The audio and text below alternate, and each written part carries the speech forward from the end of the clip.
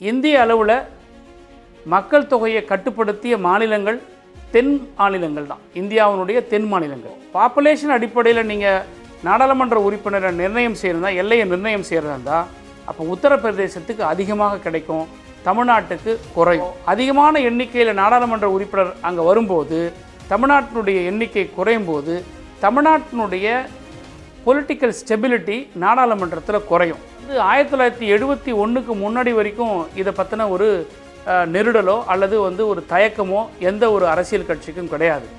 ஏன்னா அப்போது மக்கள் தொகை கட்டுப்படுத்துவது பற்றின ஒரு சட்டம் கிடையாது.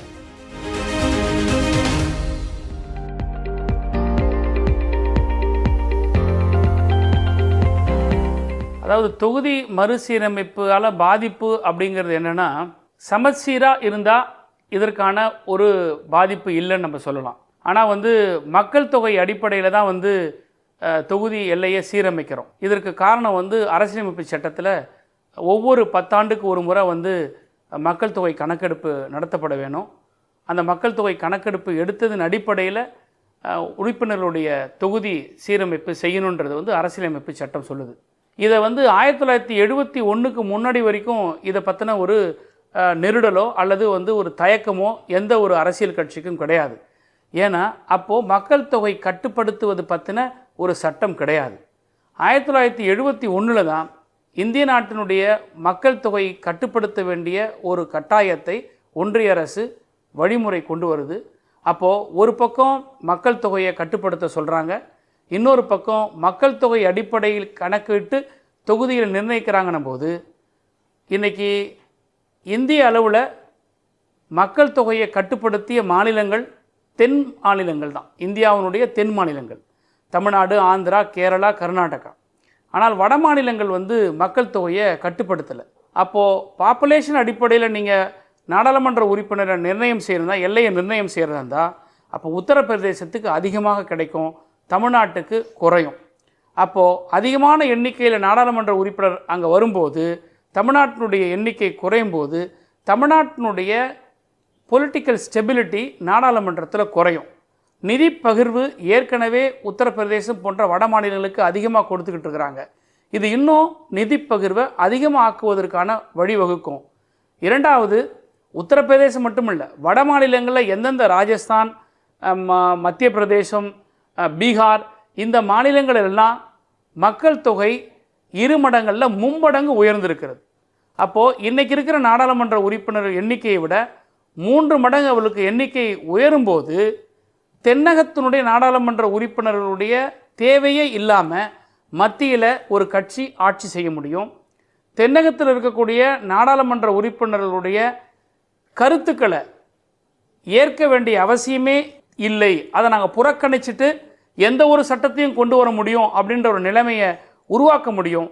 அதை நோக்கி தான் இன்றைக்கு ஆட்சியில் இருக்கக்கூடிய ஒன்றிய பாஜக அரசு வட மாநிலங்களில் அதிகமான எண்ணிக்கையில் உறுப்பினரை கொண்டு வர வேண்டும் என்ற நோக்கத்தோடு இன்றைக்கி மக்கள் தொகை அடிப்படையில் நாடாளுமன்ற உறுப்பினர் எல்லைகளை சீரமைப்பதற்கான பணிகளை மேற்கொண்டு வருகிறாங்க. இதுதான் தவறு அப்படிங்கிறத நம்முடைய மாண்புமிகு தமிழ்நாட்டுடைய முதலமைச்சர் சொல்லி வராங்க. மக்கள் தொகை கட்டுப்படுத்தி எங்களுக்கு தண்டனையா அப்படிங்கிற ஒரு கேள்வியை இன்றைக்கி முன்னெடுப்பிருக்கிறோம். ஆக மக்கள் தொகை அடிப்படையில் நாடாளுமன்ற உறுப்பினரை தொகுதிகளை வைப்பதன் மூலமாக என்ன பாதிப்புன்னு கேட்டிங்கன்னா, ஒரு பக்கம் பாப்புலேஷன் பேஸ் பண்ணி மெம்பர்ஸை இன்க்ரீஸ் பண்ணுறதும், இன்னொரு பக்கம் பர்த் கண்ட்ரோல் பண்ண ஸ்டேட்டுங்களுக்கு மெம்பர்ஸை குறைக்கிறதுங்கிறது இது ஒரு பெரிய இன்ஜஸ்டிஸை இழக்குன்றது தான் உங்களுடைய கருத்து. இப்போதே உத்தரப்பிரதேசம் மத்திய பிரதேசத்தில் ஜெயித்தால் போதும், கூட்டணி சேர்ந்து அரசை அமைத்து விடலாம் என்கிற நிலை இருக்கிறது. தென் மாநில எம்பிக்களின், குறிப்பாக தமிழக எம்பிக்களின் தேவையே இல்லாமல் போய்விட்டது. இதுவே உத்தரப்பிரதேசத்திற்கு 143, மத்திய பிரதேசத்துக்கு 52, பீகாருக்கு 79 என்று அதிகரிக்கப்பட்டால் தென் மாநிலங்களையே ஒன்றிய அரசு மறந்துவிடும் சூழல் உருவாகும்.